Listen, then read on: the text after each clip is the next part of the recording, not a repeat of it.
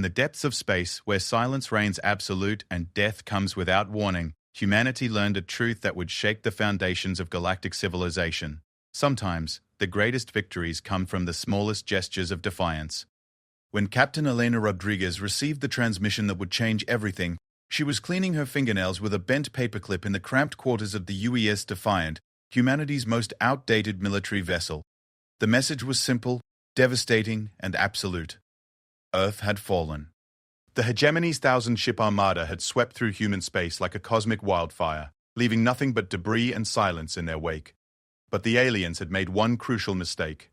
They had assumed that humans, like every other species they had conquered, would surrender when faced with impossible odds. They had never encountered a species that looked at a 1,000-to-1 ratio and saw it as merely unfavorable, not impossible. What follows is the story of how one battered human ship, crewed by misfits and commanded by a captain who refused to accept defeat, taught the galaxy that humanity doesn't just fight wars, they rewrite the rules of what victory means. This is the story of the day the universe learned to fear the sound of human laughter in the face of certain death. Captain Elena Rodriguez stared at the tactical display with the kind of calm that only comes from accepting the impossible. The holographic projection showed 1,000 red dots arranged in perfect formation, each representing a hegemony dreadnought capable of glassing a planet. At the center of this overwhelming force, a single blue dot pulsed steadily. The UES Defiant, humanity's last active warship. The bridge of the Defiant hummed with the quiet efficiency of a crew that had long since stopped questioning their captain's sanity. Elena ran her fingers along the worn command chair's armrest, feeling the familiar grooves carved by previous commanders who had faced their own impossible odds. None of them had faced anything quite like this. "Captain," came the steady voice of Commander Marcus Chen, her second-in-command, "we're receiving a transmission from the Hegemony flagship. They're demanding our immediate surrender." Elena turned to look at her bridge crew. There was Chen, steady as a rock despite the grey creeping into his temples. Lieutenant Sarah Kim at Communications, her young face set with determination that reminded Elena of herself 20 years ago. Chief Engineer Dmitry Volkov, whose massive frame was hunched over his console, already running diagnostics on systems that should have been replaced a decade ago. Navigator Yuki Tanaka, plotting courses through space that would take them anywhere but away from this fight. These were not humanity's finest soldiers. They were what remained after the hegemony's surprise attack had shattered Earth's defense fleets. The Defiant itself was a relic, commissioned 40 years ago and scheduled for decommission before the war started. Her weapons were outdated, her armor was patched, and her engines made concerning noises that Volkov had given up trying to explain. But they were here, and they were human, and that was enough. "Put them through," Elena said, settling back in her chair with the casual confidence of someone about to negotiate the terms of a poker game, rather than humanity's extinction. The main view screen flickered to life, revealing the angular features of High Admiral Zektar of the Hegemony. The alien's scaled skin gleamed under the harsh lighting of his command bridge, and his four eyes regarded Elena with something that might have been amusement. "Human vessel," Zektar's voice carried the universal translator's mechanical tone. "You have fought bravely, but your resistance ends here.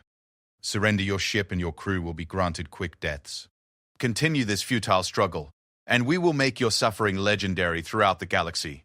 Elena smiled, the expression reaching her dark eyes. "You know, Admiral, I've been thinking about something. Your people have conquered what? 300 worlds? Absorbed dozens of species into your empire?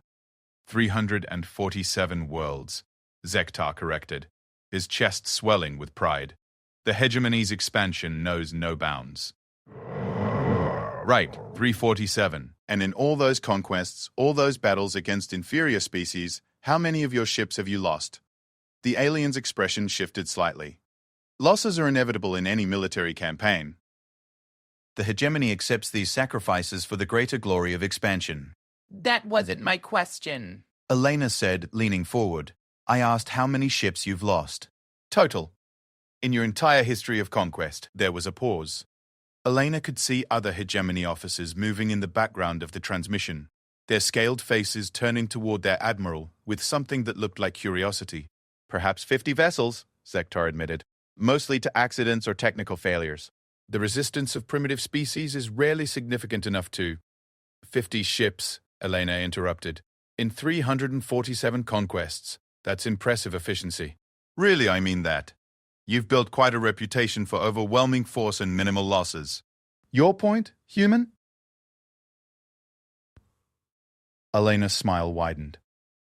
My point, Admiral, is that you're about to learn the difference between conquering primitives and fighting humans. When this is over, that 50-ship number is going to look quaint. The alien admiral's 4 eyes narrowed. You command a single obsolete vessel against a force of 1,000 ships. Your bravado is either admirable or insane. Why not both? Elena stood, straightening her uniform jacket. Here's what's going to happen, Zektar. I'm going to take my obsolete ship and my small crew, and we're going to show you something no species has ever shown the hegemony before. We're going to show you what it looks like when someone fights back properly.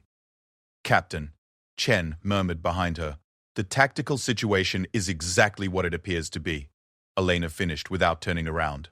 We're outnumbered, outgunned, and operating with equipment that should be in a museum. The smart play would be to run. She turned back to the view screen.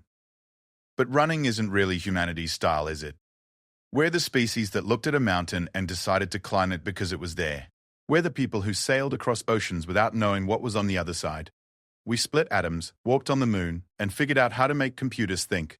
All because someone said it couldn't be done. Zektar's scaled features showed confusion. Your species' primitive achievements are irrelevant to current circumstances. Are they? Elena asked. Because I think you've made the same mistake that mountains, oceans, and atoms made. You assumed that impossible meant impossible. But humans have a different definition of that word. She gestured to Kim, who cut the transmission. The view screen returned to the tactical display, showing the hegemony fleet beginning to move into attack formation. All right, people, Elena said, settling back into her command chair. Time to show the galaxy what impossible really means. Dmitri, how are we looking on power? Volkov's voice boomed across the bridge. Reactor is running at 112% capacity. I have bypassed so many safety protocols that the computer has stopped bothering to warn me. We have perhaps 30 minutes before something explodes in ways that will be very educational. Weapons status, railguns are loaded and targeting systems are calibrated, Kim reported. Missile bays are fully stocked. Point defense systems are online. We have enough ammunition for perhaps 10 minutes of sustained combat. Navigation? Tanaka looked up from her console. I have plotted 17 different attack vectors. All of them are suicide runs. Several of them are suicide runs that might actually accomplish something before we die. Elena nodded approvingly. See? We're already ahead of where most people would be in this situation. Most species would have surrendered by now. We've got suicide runs planned. That's progress. The hegemony fleet was moving now, the 1,000 ships arranging themselves in a 3-dimensional formation that would allow maximum firepower concentration while preventing the Defiant from finding any gaps to exploit. It was a textbook maneuver, designed to overwhelm any opponent through sheer numerical superiority. Chen, Elena said quietly, patch me through to all hands. All decks report ready, Captain. Elena activated the ship's internal communication system. Her voice would now reach every corner of the Defiant, from the engine rooms deep in the ship's belly to the gun crews preparing for a battle they couldn't win. Attention crew of the UES Defiant. This is your captain speaking. By now, you all know our situation. We face 1,000 enemy ships with advanced weapons and overwhelming numerical superiority. Our ship is old, our equipment is outdated, and by any reasonable analysis, we should be running away as fast as our engines can carry us. She paused, watching the enemy formation continue its approach. But here's the thing about humans. We've never been particularly reasonable. We're the species that looked at fire and decided to tame it. We're the people who saw lightning and figured out how to bottle it. We took a universe that was trying its best to kill us and made it our home. The tactical display showed weapon signatures charging across the hegemony fleet. They would be in firing range soon. Today, we face an enemy that has conquered hundreds of worlds without significant resistance. They expect us to surrender or die quickly. They've planned for both possibilities. What they haven't planned for is the third option, the human option. Elena stood again, her voice carrying across the ship with growing intensity. We're not here to win some impossible victory against overwhelming odds. We're here to teach the universe something important about humanity. We're here to show them that when you push humans far enough, when you threaten everything we hold dear, we don't just fight back. We become something that nightmares have nightmares about. The enemy fleet was accelerating now, closing the distance for their final attack. In a few minutes, we're going to do something that will echo across the galaxy for generations. We're going to show them what humans look like when we decide that victory isn't about surviving, it's about making sure the enemy remembers us forever. Elena took a deep breath, feeling the familiar weight of command settle over her shoulders like a comfortable old coat. All hands, prepare for combat.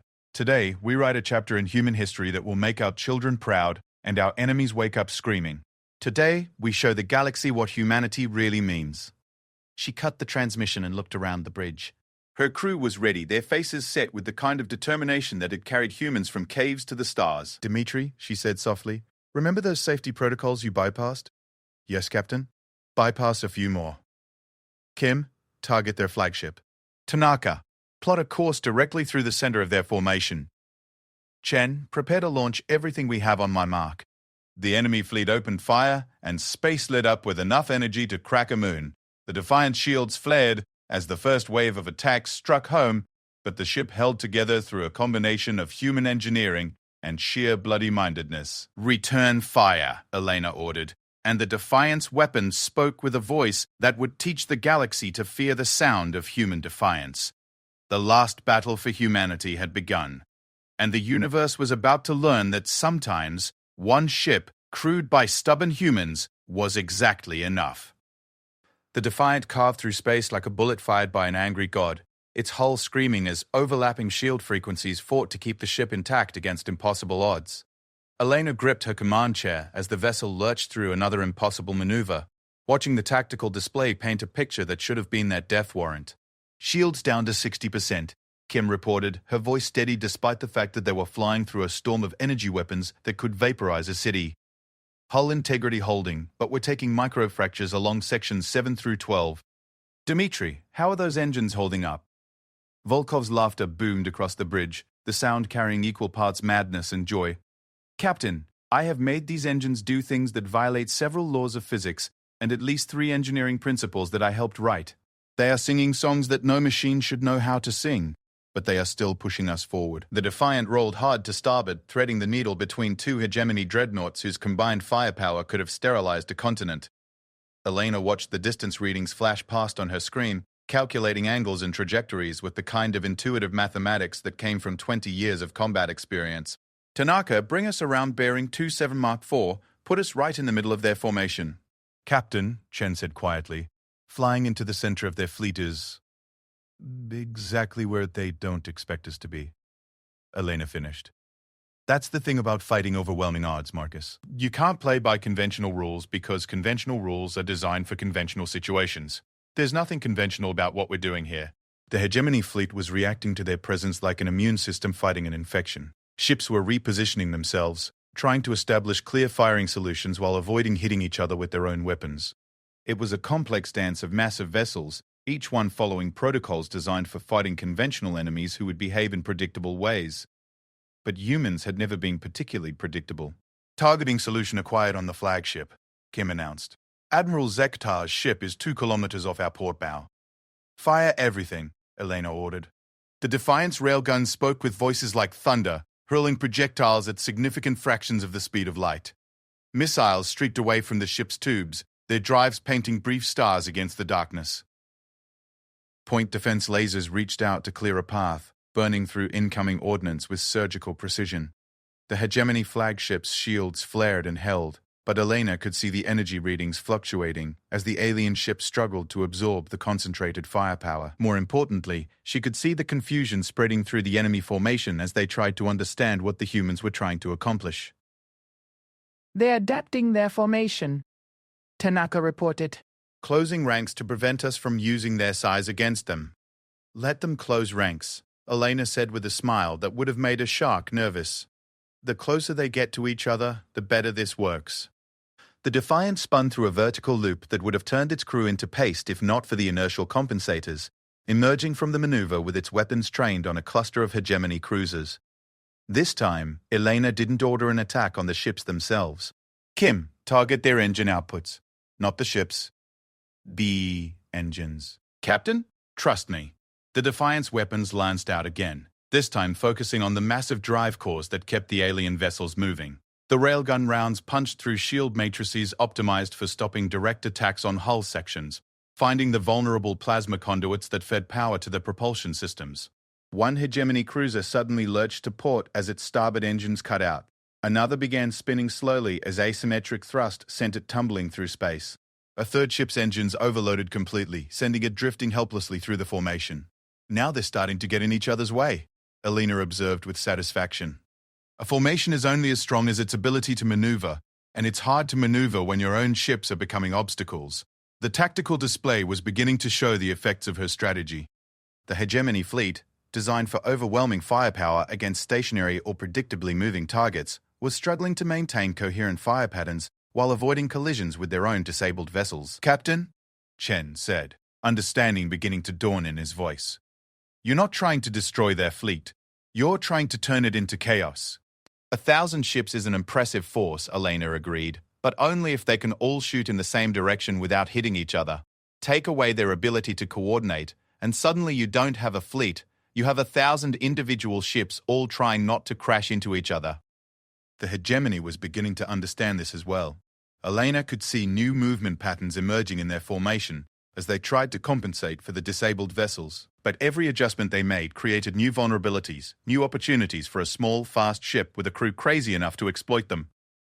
"Incoming transmission from the flagship," Kim announced. "Let's hear what our friend Zektar has to say." The Admiral's face appeared on the main screen again, but this time his expression was very different. The smug confidence was gone, replaced by something that looked like genuine confusion mixed with growing anger. "Human Captain," Zegtar's voice carried barely controlled fury. "Your tactics are unconventional. You cannot hope to defeat our forces through these harassment maneuvers." "Who said anything about defeating your forces?" Elena asked cheerfully. "I'm just getting started with the demonstration I promised. Tell me, Admiral, in all your conquests, how many enemy ships have managed to survive this long against your full fleet?" The alien's silence was answer enough. "None," Elena continued. "Because you've been fighting species that tried to match your firepower with their own firepower, your numbers with their numbers. They played by rules that made sense for the kind of war they understood." The Defiant rolled through another impossible maneuver, this time using the gravitational field of a disabled hegemony destroyer to slingshot toward a new cluster of targets.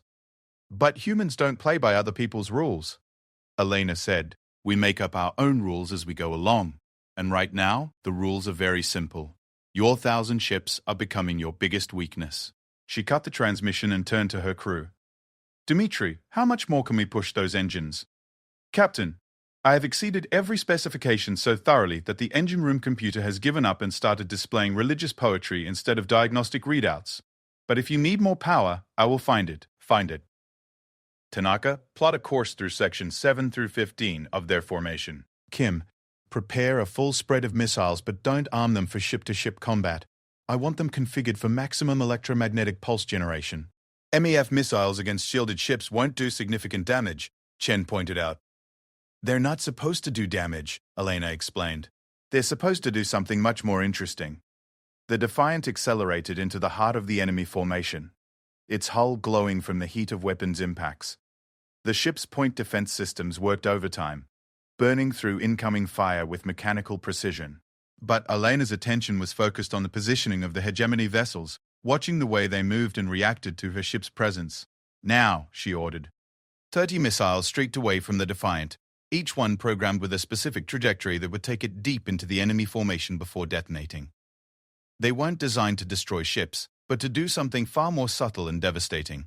The electromagnetic pulses that erupted throughout the hegemony fleet weren't powerful enough to penetrate military-grade shielding, but they were powerful enough to interfere with the complex sensor networks that allowed the alien ships to coordinate their movements and target selection. Suddenly, 1,000 ships found themselves flying partially blind through a formation that was already compromised by disabled vessels and unpredictable human tactics. Collision avoidance systems activated throughout the fleet as ships lost track of their neighbors' exact positions. "Beautiful," Elena breathed, watching the tactical display as the enemy formation began to break apart. "Tanaka, take us toward the flagship again. It's time for the next part of the lesson." The Defiant turned toward Admiral Zektar's command ship, but this time Elena's intention wasn't to attack it directly.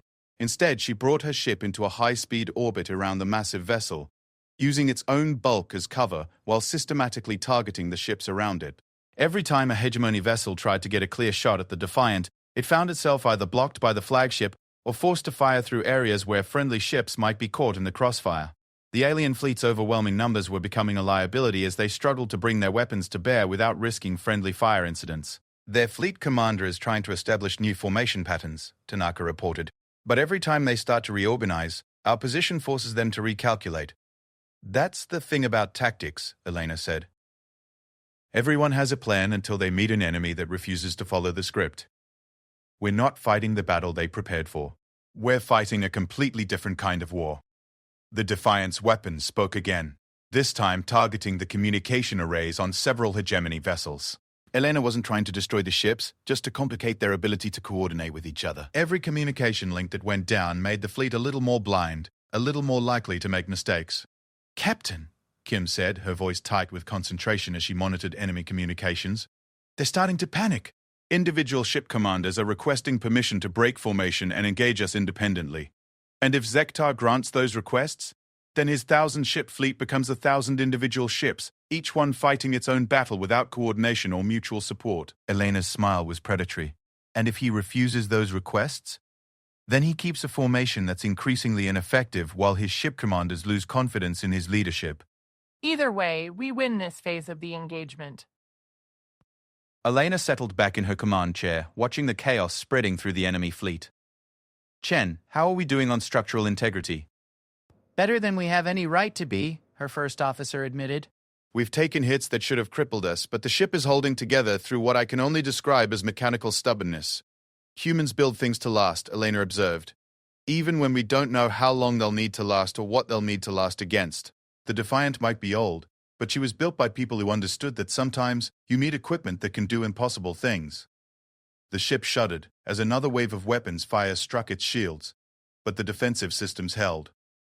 Elena could feel the deck plates vibrating under her feet with the rhythm of engines pushed far beyond their designed limits, and she could smell the ozone scent of electrical systems operating at maximum capacity. All right, she said, standing up and straightening her uniform again. Time for Phase 2. We've shown them that their formation is vulnerable. Now let's show them what happens when humans stop playing defense and start playing offense. She looked around at her crew, seeing the mix of exhaustion and exhilaration that came from surviving the impossible for longer than anyone had expected. Dimitri, I need everything the engines can give us and then 20% more. Kim, prepare our remaining missiles for sequential detonation patterns. Tanaka, plot a course that will take us through the center of their formation one more time. Captain, Chen said quietly, the stress on our hull will hold together because it has to, Elena finished. Because we're not done teaching this lesson yet. The universe is about to learn what humans look like when we decide that impossible is just another word for interesting. The bridge at the Defiant had taken on the atmosphere of a place where miracles had become routine.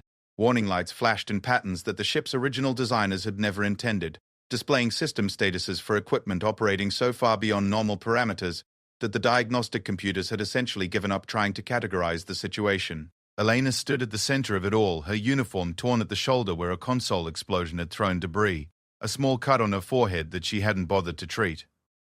She looked like someone who had been fighting the impossible and winning, which was exactly what she was.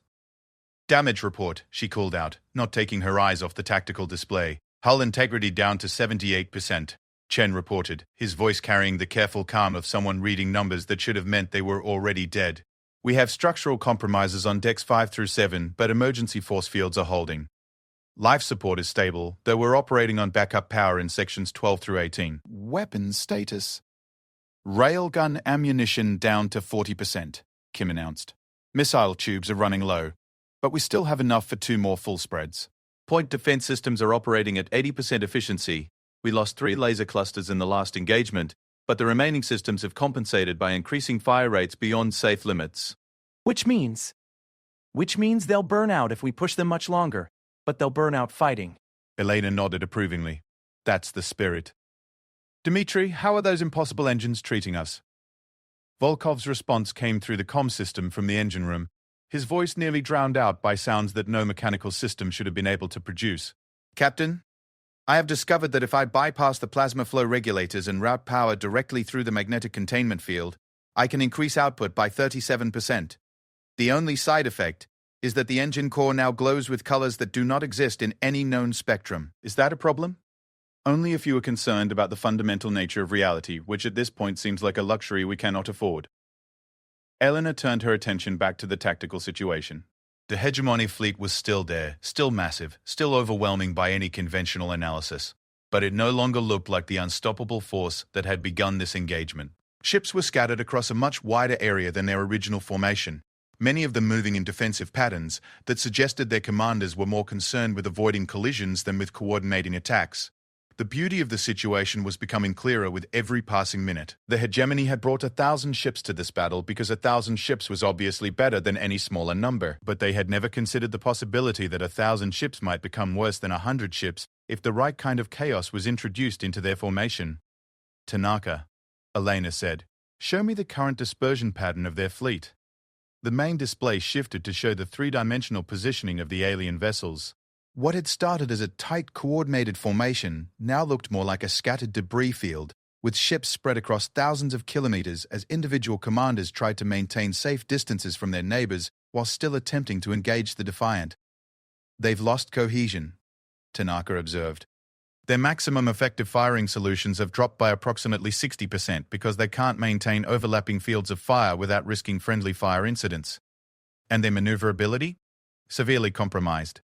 Large sections of their fleet are essentially flying in defensive formation against each other rather than against us. Elena smiled the kind of smile that had made her legendary among human naval forces. Perfect. Time to show them what human tactical doctrine really looks like when we stop being polite about it. She activated the ship's communication system, broadcasting on the frequency that the hegemony fleet was using for command coordination. Every ship in their formation would hear what she was about to say. Attention, hegemony fleet. This is Captain Elena Rodriguez of the UES Defiant. I wanted to take a moment to thank you for the excellent demonstration you've provided today. The response was immediate. Admiral Zektar's voice crackled across the comm system with barely controlled fury. Human, your arrogance will be your destruction. You have merely delayed the inevitable. Your ship cannot survive much longer against our combined firepower. You know, Admiral, that's what I thought too initially, but then I realized something interesting. You're not fighting with combined firepower anymore. You're fighting with 1,000 separate ships that are all getting in each other's way. Elena gestured to Kim, who began transmitting the tactical data they had been collecting throughout the engagement. Every hegemony ship would now be able to see detailed analysis of their own fleet's performance, complete with efficiency ratings and coordination failures highlighted in helpful colors. You see, Elena continued, your fleet was designed to overwhelm inferior opponents through massive numerical superiority. It's a perfectly reasonable strategy when you're fighting enemies who will stand still and try to match your firepower with their own. But it has a critical weakness that none of your previous opponents were in a position to exploit. The tactical data finished transmitting, and Elena could see the hegemony fleet's movement patterns changing as individual commanders began to understand what the human analysis was showing them. Your formation only works when all your ships can fire in the same direction without interfering with each other. But the moment someone introduces chaos into your coordination, your numbers become a liability rather than an asset. You can't use 1,000 ships effectively if those ships are too busy avoiding each other to focus on the enemy. She paused, watching the enemy fleet's positioning continue to deteriorate as ship commanders reacted to the tactical analysis. Now, I could continue flying around your formation, picking off individual targets and disrupting your coordination until your fleet tears itself apart through accumulated confusion and friendly fire incidents. That would be the safe, conservative approach. Elena turned to look at a bridge crew, seeing the mix of exhaustion and determination that had carried them this far. But humans aren't really known for safe, conservative approaches to warfare. She cut the transmission and turned to a tactical officer. Kim, I need targeting solutions for the 3 largest ships in their formation, not their flagship. Zektar is too well defended. I want the 3 ships with the heaviest weapons arrays and the most intact shielding. Captain, Chen said slowly, targeting their most powerful ships seems like exactly the kind of insane tactical decision that no reasonable enemy would expect, Elena finished. Which is why it might actually work. Marcus, what would you do if you were commanding that fleet, and you saw a single enemy ship heading directly for your 3 strongest vessels? Chen considered for a moment. I would order every ship in the fleet to converge on that position. Maximum firepower concentration to ensure the enemy's destruction. Exactly. And what would happen to fleet coordination if every ship tried to converge on the same point at the same time? Understanding dawned in Chen's eyes. Complete chaos. They'd be firing through each other's positions, colliding with ships trying to reach the same coordinates, completely unable to maintain any kind of formation discipline. And while they're all trying to kill us in the most inefficient way possible, Elena said, we'll be demonstrating the final lesson in human tactical doctrine. She settled back into her command chair, feeling the familiar weight of a decision that would either be remembered as brilliant or as the most spectacular failure in military history. Tanaka plotted a course directly toward the three ships Kim identified. Maximum acceleration, straight-line approach. No evasive maneuvers, no clever tactics. I want every ship in their fleet to see exactly where we're going and exactly what we intend to do. Captain, Volkov's voice came through the comm. If we maintain maximum acceleration for the duration of that approach, the engine stress will exceed every safety margin we have left. The probability of catastrophic failure increases exponentially with each minute of sustained operation at these levels. Understood. How long can you give me? Perhaps 15 minutes of maximum acceleration before something critical fails in ways that will be very exciting. That's longer than I need.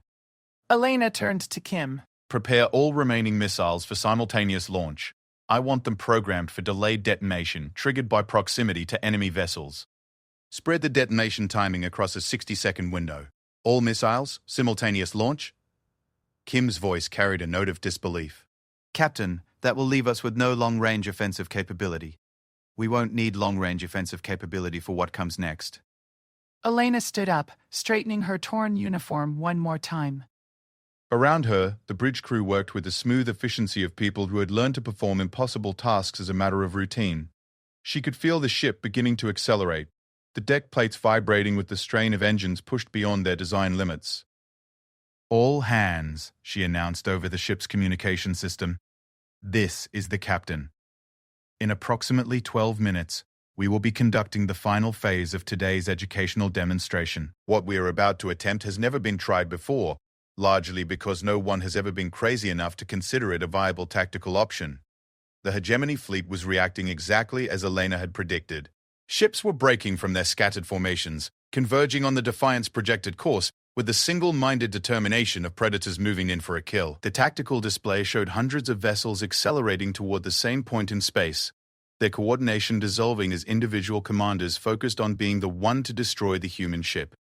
We have spent this entire engagement teaching the galaxy something about human nature, Elena continued. We have shown them that humans don't surrender when faced with impossible odds. We don't run when outnumbered. We don't follow conventional tactical doctrine when conventional tactics won't work. The ship shuddered as the first long-range weapons fire from the converging fleet began to impact their shields. But Elena kept her focus on the three target ships growing larger on the main display, their massive hulls bristling with weapons that could crack planets. In a few minutes, we will complete the lesson. We will show them the most important thing about human warfare. We will show them what happens when humans decide that the only way to win is to redefine what victory means. She could see her crew exchanging glances, understanding beginning to dawn as they realized what their captain was planning. Today we will teach the universe that sometimes one human ship against 1,000 alien ships isn't a hopeless last stand. Sometimes it's exactly the right number for what needs to be done. Elena sat back down, watching the distance to the target ships continue to decrease, while behind them, 1,000 alien vessels converged on their position in the most beautifully chaotic display of poor tactical coordination she had ever witnessed. 30 seconds to missile range, Kim announced. Fire when ready, Elena ordered. And then prepare for the most interesting 12 minutes in human naval history. The final missiles streaked away from the Defiant like angry comets, each one carrying enough explosive force to level a city and programmed with targeting parameters that would have seemed insane to any conventional military strategist. Elena watched them accelerate toward their targets while behind her ship, the entire hegemony fleet converged on their position in a display of tactical coordination that was simultaneously impressive and completely self-defeating. Impact in 30 seconds, Kim announced, her voice steady despite the fact that they were flying directly into the concentrated firepower of the three most heavily armed ships in the alien fleet. Proximity fuses are armed and timing sequences are active. Shields down to 40%, Chen reported as another wave of enemy fire struck home. Hull stress is approaching critical levels in multiple sections. We're taking damage faster than our repair systems can compensate. Dimitri, how are those miraculous engines holding up? The chief engineer's voice came through the comm, with a note of barely controlled hysteria that somehow managed to sound cheerful. Captain, I have achieved engine efficiency ratings that exist only in theoretical physics papers written by people who were considered too imaginative for practical engineering. The plasma containment fields are holding together through what I can only describe as mechanical willpower, and the reactor core is producing energy signatures that would make a small star jealous. Can you give me 2 more minutes? I can give you 2 more minutes, or I can give you an explosion that will be visible from 3 star systems, possibly both simultaneously. Elena nodded grimly. 2 minutes would be enough. It had to be enough, because the alternative was failure on a scale that would make humanity's extinction merely the opening act of a much larger catastrophe. The 3 target ships loomed ahead of them now, their massive hulls filling the main display. Each vessel was easily 10 times the size of the Defiant, bristling with weapon systems that could have reduced entire fleets to debris. Their shields were at full strength. Their armor was unmarked by the battle so far, and their captains were undoubtedly confident that a single human ship, no matter how determined, could not possibly pose a threat to their combined defensive capabilities. They were about to learn how wrong it was possible to be. Missiles reaching target zone, Kim announced. Detonation sequence beginning now. The first explosion bloomed like a new star being born. The electromagnetic pulse and debris field, washing over the lead hegemony dreadnought's shields. The ship's defensive systems absorbed the impact easily, but Eleanor wasn't watching the target ship's reaction. She was watching the tactical display showing the positions of all the other vessels in the converging fleet. The second missile detonated 3 seconds later, slightly behind the formation of target ships. Then the third, fourth, and fifth, creating a chain reaction of explosions that painted space with expanding clouds of ionized gas and electromagnetic interference. Beautiful, Elena breathed, watching the pattern develop exactly as she had calculated. Tanaka, adjust our approach vector by 2 degrees starboard. Put us on a collision course with the lead ship's primary weapon array. Collision course confirmed, Tanaka replied without hesitation, though Elena could hear the slight tension in her navigator's voice. Impact in 90 seconds at current velocity. The remaining missiles continued their programmed detonation sequence, each explosion adding to the growing cloud of interference and debris that was beginning to envelop the target ships. But more importantly, each explosion was creating sensor shadows and communication dead zones that were making it increasingly difficult for the converging hegemony fleet to maintain accurate targeting solutions. Captain, Chen said quietly, the fleet behind us is entering maximum weapon range. If they fire now, they'll catch us in a crossfire that nothing could survive. They won't fire, Elena said with certainty. Watch the tactical display. Look at their positioning relative to the target ships we're approaching. Chen studied the 3-dimensional plot for a moment, then his eyes widened as he understood. If they fire on us now, at this angle, with these approach vectors, they'll hit their own ships, Elena confirmed. 3 of their most powerful vessels caught in the crossfire of their own fleet's weapons. They can't risk it. She was gambling everything on her understanding of alien military psychology. The hegemony had built their empire through overwhelming force applied with surgical precision. They were not a species that accepted casualties through friendly fire, especially not casualties to their most valuable assets. Every tactical doctrine they had developed over centuries of conquest was designed to minimize losses to their own forces. Admiral Zektar is broadcasting on all frequencies, Kim reported. He's ordering the converging ships to hold fire until we clear the target zone, which means they're going to let us fly straight into their 3 strongest ships without interference, because they're more afraid of accidentally damaging their own vessels than they are of whatever we might be planning. Elena could see the confusion spreading through the enemy fleet as individual ship commanders tried to understand what the human vessel was attempting to accomplish. A collision course with heavily shielded capital ships was suicide, plain and simple. Even if the Defiant somehow managed to penetrate the target ship's defenses, the impact would destroy both vessels, hardly a favorable exchange ratio for the humans. But Elena wasn't planning to ram the enemy ships. She was planning something much more interesting. Kim, prepare to broadcast our final transmission to the hegemony fleet.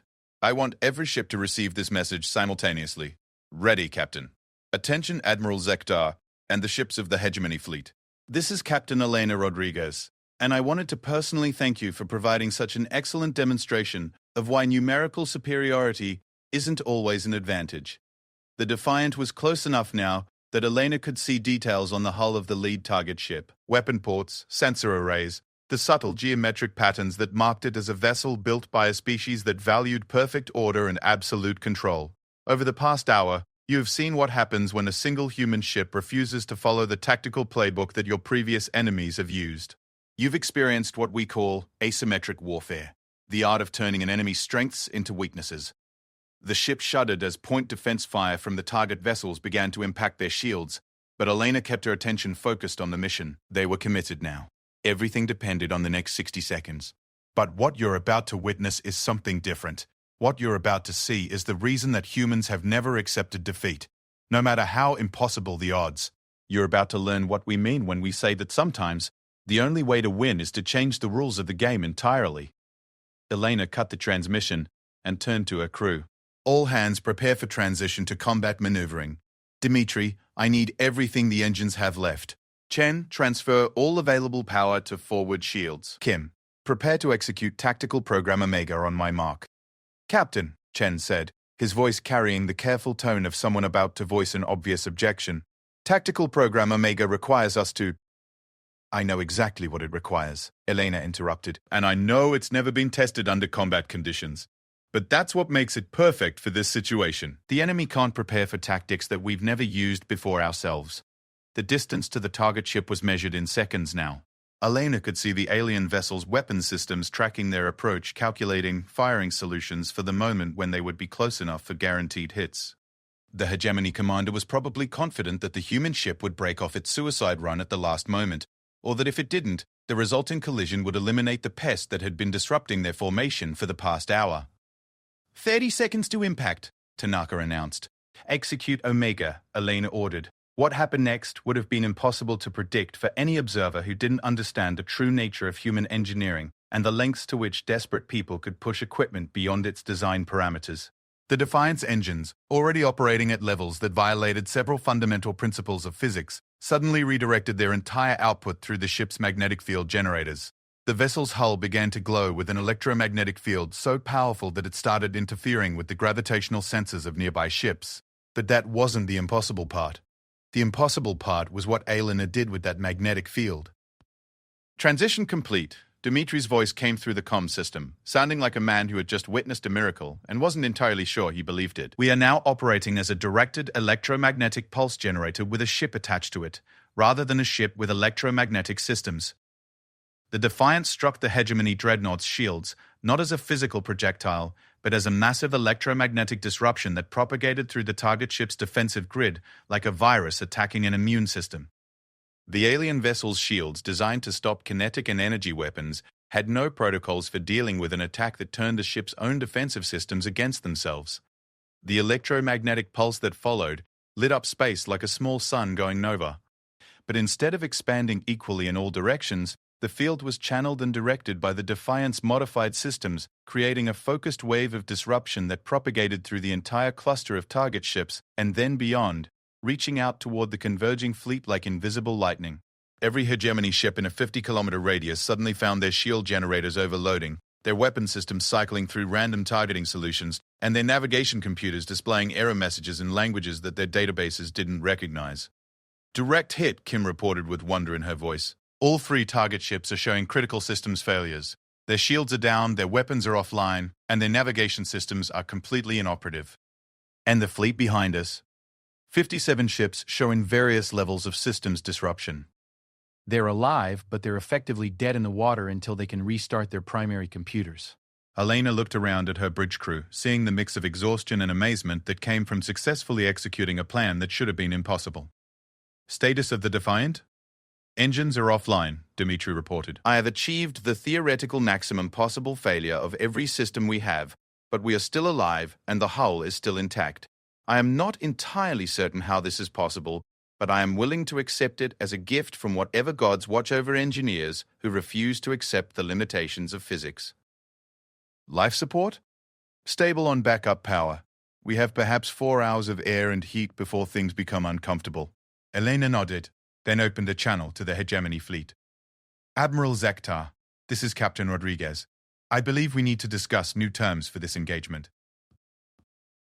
The silence that followed Elena's transmission stretched across space like a held breath. The Defiant drifted among the disabled hegemony vessels. its engines dark, its weapons spent, but its crew very much alive in the middle of what had been, moments before, an overwhelming enemy formation. Elena stood in the center of her bridge, looking at the tactical display that showed the current status of the engagement. 60 hegemony ships were completely disabled, their systems slowly cycling through restart procedures that would take hours to complete. Another 100 were operating at reduced capacity, their crews struggling to understand how a single human vessel had managed to turn their own technology against them. The remaining ships of the fleet had stopped their advance and were holding position at what they apparently considered a safe distance. "Communication incoming from the hegemony flagship," Kim announced. "Admiral Zektar is requesting to speak with you. Put him through." The main display showed the alien admiral's face, but Elena could see that something fundamental had changed in his expression. The arrogant confidence was gone, replaced by something that looked like genuine curiosity, mixed with what might have been the beginning of respect. "Captain Rodriguez," Zektar's voice carried none of its earlier fury, "your tactical demonstration has been educational. I confess that in 3 centuries of military service, I have never witnessed anything comparable to what your ship has accomplished today." "Thank you, Admiral. Though I should point out that we're not quite finished with the lesson yet." Elena gestured to Kim, who activated a secondary communication channel. Suddenly, the transmission was being broadcast, not just to the flagship, but to every functional ship in the hegemony fleet. "You see," Elena continued, "the point of this engagement wasn't to destroy your fleet or to achieve some impossible military victory. The point was to demonstrate something that your species apparently never learned during your centuries of conquest." She walked closer to the main display, her torn uniform and exhausted features clearly visible to every alien commander watching the transmission. "You've built your empire by overwhelming primitive species with superior numbers and technology. You've conquered hundreds of worlds because your enemies tried to fight you using conventional tactics. Matching ship against ship, weapon against weapon, formation against formation. And those tactics failed because your enemies accepted the rules of engagement that you established." Elena paused, looking directly into the camera that was broadcasting her image across the enemy fleet. "But humans have never been particularly good at following other people's rules. We have a long history of looking at impossible situations and deciding that the problem isn't the situation, it's the definition of impossible." On the tactical display, Elena could see movement beginning throughout the hegemony fleet as ship commanders tried to understand what the human captain was leading toward. "Admiral," she continued, "how many ships do you have left that are fully operational?" "Approximately 800 vessels retain full combat capability," Zektar admitted. 800 ships. Still more than enough to destroy the Defiant and complete your conquest of human space. My ship is disabled, my crew is exhausted, and we have no remaining offensive capability. By any reasonable analysis, you have won this engagement." Elena smiled, and the expression carried the same predatory confidence that had characterized her throughout the battle. "But here's what I want you to think about, Admiral. Here's the lesson that every ship commander in your fleet needs to understand. Today, a single human vessel, old, outdated, and crewed by people that your intelligence reports probably classified as second-rate personnel, held off your entire fleet for over an hour. We disrupted your formation, disabled 60 of your ships, and forced you to completely reorganize your tactical approach." She gestured towards the tactical display, which now showed the scattered defensive positioning that the hegemony fleet had been forced to adopt. "Now imagine that instead of 1 human ship, you had faced 10, or 100, or 1,000 ships crewed by people who think the way we think, who approach problems the way we approach problems, who define victory the way humans define victory." Elena could see the understanding beginning to dawn in Admiral Zektar's expression as the implications of her words settled in. "You came here expecting to complete the conquest of humanity," she continued. "You thought you were mopping up the remnants of a defeated species. But what you've discovered today is that you haven't defeated humanity at all. You've just taught us exactly what we're up against." She activated another control, and the transmission expanded to include data that the Defiant had been collecting throughout the engagement. Technical specifications of hegemony ships, tactical analyses of their formation patterns, detailed studies of their weapons and defensive systems. "Every moment of this battle has been a learning experience for us," Elena explained. "We now know how your ships move, how your commanders think, how your technology works, and most importantly, how to exploit the weaknesses that you didn't even know you had." The silence from the alien fleet was profound. Elena could imagine the conversations taking place on hegemony bridges as commanders realized that they had just provided a detailed demonstration of their capabilities to an enemy that had proven capable of turning those capabilities into vulnerabilities. But here's the really interesting part, Elena continued. We're going to give you a choice. A choice that no other species you've conquered ever had the opportunity to make. She turned to face the camera directly, her exhaustion evident but her resolve unmistakable. You can complete this engagement. You have the firepower to destroy the Defiant and eliminate the immediate threat we represent. You can add humanity to your list of conquered species and continue your expansion across the galaxy. Elena's smile widened. Or you can take your fleet and leave human space. Immediately. Permanently. And in exchange, we'll give you something that no conquered species has ever been able to offer you. And what would that be? Zektar asked, though Elena could hear in his voice that he already suspected the answer. A chance to surrender. The words hung in space like a physical presence. Elena could see the shock ripple across the alien admiral's features as he processed the implications of what she had just said. You see, Admiral, you've built your empire on the assumption that superior technology and numbers always win. But what you've learned today is that humans fight a different kind of war. We don't just try to defeat our enemies, we try to understand them. And once we understand them, we figure out how to make their own strengths work against them. Elena gestured toward her crew, each of them still at their stations despite their exhaustion. The people on this ship aren't special forces or elite warriors. They're ordinary humans who were in the wrong place at the wrong time when your invasion began. But they've just demonstrated something that should terrify any intelligent species in the galaxy. She leaned closer to the camera. They've shown what average humans can accomplish when we're properly motivated. And Admiral, attacking Earth was exactly the kind of motivation that turns ordinary humans into the stuff of nightmares. Elena could see new movement patterns emerging in the hegemony fleet. As individual ship commanders began to understand the strategic situation they now faced. They had come here to complete a conquest, but they had instead provided their enemies with detailed intelligence about their capabilities while demonstrating their own vulnerability to unconventional tactics. So here's your choice, Elena continued. You can destroy this ship and continue your war against humanity. And in doing so, you'll be fighting against a species that now knows exactly how to turn your 1,000-ship fleets into chaotic formations of ships getting in each other's way. You'll be facing enemies who understand that your greatest strength, your overwhelming numerical superiority, is also your greatest weakness when properly exploited. She paused, letting the implications sink in. Or you can accept that you've encountered something new in your centuries of expansion. You've found a species that doesn't just fight back. We fight differently. And maybe, just maybe, that's something worth retreating from.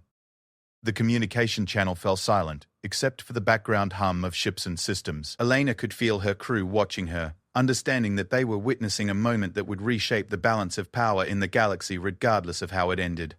Finally, Admiral Zektar spoke, his voice carrying a thoughtfulness that hadn't been there at the beginning of the engagement. Captain Rodriguez, your species is unusual. In our expansion across the galaxy, we have encountered fierce resistance, desperate defiance, and even admirable courage. But we have never encountered anything quite like what we have witnessed today. Is that a compliment or a threat assessment? Perhaps both. The alien admiral paused, and Elena could see him looking at something off-screen, probably consulting with his senior officers. Tell me, Captain, if we were to withdraw our forces from human space, what assurance could you give that humanity would not use the time to prepare an offensive against hegemony territory? Elena considered the question seriously. I can't give you that assurance, Admiral. But I can tell you something more important. Humans don't typically start wars. We just have a talent for finishing them in ways that the people who started them never expected. She could see the truth of that statement settling in across the alien fleet. They had started this war expecting an easy conquest of a primitive species. Instead, they had discovered an enemy that fought with tactics they didn't understand, using strategies that turned conventional military doctrine on its head. Admiral, Elena said quietly, your fleet is still more than capable of destroying my ship. But ask yourself this question. Is the conquest of humanity worth the price you'll have to pay to achieve it? Because after today, you know the price is going to be much higher than you planned. The silence stretched for long minutes. Elena could see her crew exchanging glances, understanding that they had just participated in something unprecedented, a negotiation between a disabled human ship and a fleet that could have conquered entire star systems. Finally, Admiral Zektar's voice came through the communication system one last time. Captain Rodriguez, your demonstration today has been instructive. The hegemony fleet will withdraw from human space. We will not return unless humanity ventures into territory that we consider vital to our interests. Eleanor nodded slowly. That seems like a reasonable arrangement, Admiral. And Admiral? Today was just one ship with one crew. Remember that when you're deciding how vital those interests really are. See, the communication ended, and Elena watched the tactical display as the hegemony fleet began to move. It took 3 hours for 1,000 ships to coordinate their withdrawal, but eventually, the last alien vessel disappeared into hyperspace, leaving the Defiant alone among the debris of the strangest battle in galactic history. Captain, Chen said quietly, what do we do now? Elena looked around at her bridge crew, these ordinary people who had just changed the course of galactic civilization, and smiled. Now? Now we go home and tell everyone what we learned about fighting impossible odds. Because something tells me this lesson is going to be useful again someday. She settled back into her command chair and began composing the report that would reshape humanity's understanding of its place in the universe. The day had started with one human ship against 1,000 alien vessels. It had ended with the galaxy learning a new definition of what victory could mean, and somewhere in the depths of space, other species would hear the story and understand that the humans had arrived, and that the rules of galactic warfare would never be the same again.